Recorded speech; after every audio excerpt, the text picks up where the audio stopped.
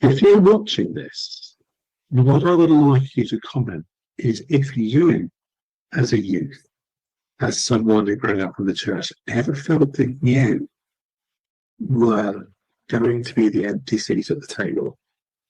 So I can tell you that as a youth and a young single adult, I perceive myself as the person that wouldn't be at the table. That's not my story, so I'm going to talk in the background of that. I hadn't given anything seriously known any more than you had. You know, thinking about God, for God's sake.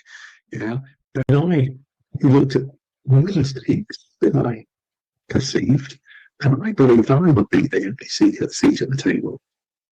And I think it's quite common. And I think it's quite common. So if you're watching this, come to the comments and tell me whether you were an empty seat at the table. Please do it. All right. Please be active and thoughtful in doing that. If you weren't an empty seat at the table, come in and say, I wasn't an empty seat at the table. If you were, tell me that you were. All right. I don't need you to explain why. I don't need you to talk to me about the story behind that. But just tell me whether you were or weren't. With Spotify, I have the ability to put out a poll. I've never put out a poll on Spotify before, but if I can make it work, I'm going to do so. Let's go into that poll and tell me whether you've ever felt that you would be an empty seat at the table. Because I think this is important. Because too often, our youth and our young people, particularly, are going through their life believing that they can't win.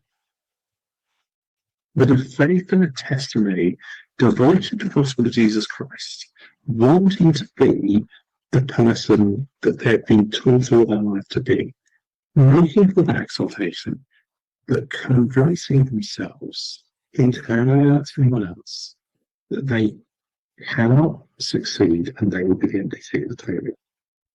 I want you all to know, if you're watching this, please be mindful to whether you